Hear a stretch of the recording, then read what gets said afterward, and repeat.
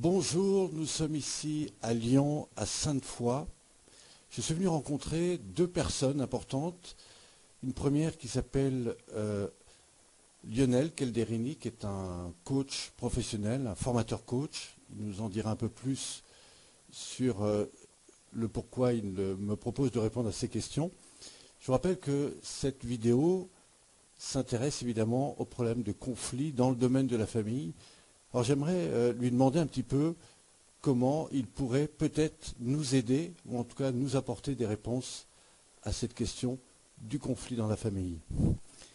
Bonjour Lionel. Bonjour Pierre. Déjà merci de prendre du temps pour m'accueillir, parce que je sais que tu es en formation aujourd'hui. Juste pour te présenter en deux mots, tu as été évidemment une grande personne dans le domaine du tennis, mais tu es aussi responsable de l'école de coaching. Et aujourd'hui, tu as bien voulu répondre à mes questions un petit peu sur la notion du conflit. Alors on fera le rapport entre le coach, le tennis et bien sûr le conflit. Mais juste avant, dis-nous un petit peu qui tu es, ce que tu as envie de nous présenter. Moi je suis Lionel Calderini, donc j'ai 47 ans, je suis coach, formateur, je viens du monde du sport de haut niveau. J'ai joué pendant longtemps au tennis, après j'ai entraîné des joueurs de tennis jusqu'à un assez très haut niveau.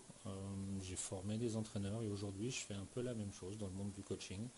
Je coach des managers, des hommes politiques, des sportifs de haut niveau et en même temps je retransmets ma passion de ce métier-là à d'autres personnes pour qu'elles le fassent. D'accord, tu as ton école qui est à Lyon. Ouais, Lyon et Paris, et c'est l'école de coaching francophone du réseau donc PPI, quoi. Alors bien sûr, je vous mettrai les coordonnées de Lionel, en tout cas si vous voulez connaître ce qu'il fait et son école. Lionel, aujourd'hui on va parler du problème de conflit.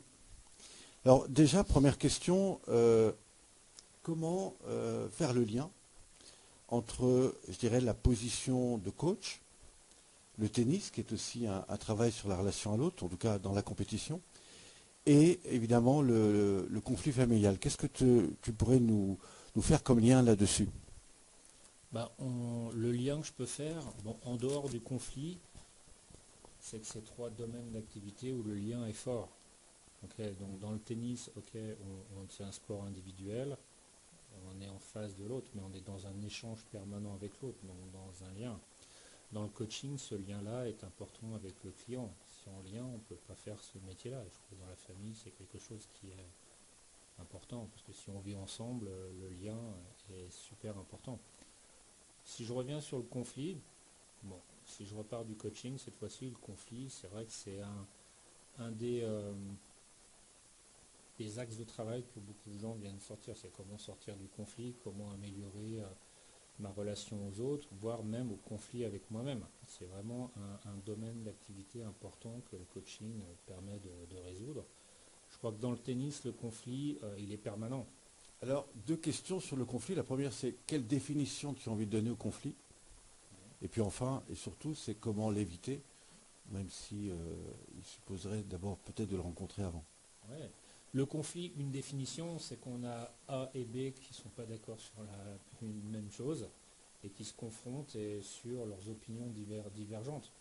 Ça peut être ça dans la famille, dans le sport aussi, on se confronte parce qu'on veut tous les deux gagner, mais on s'oppose.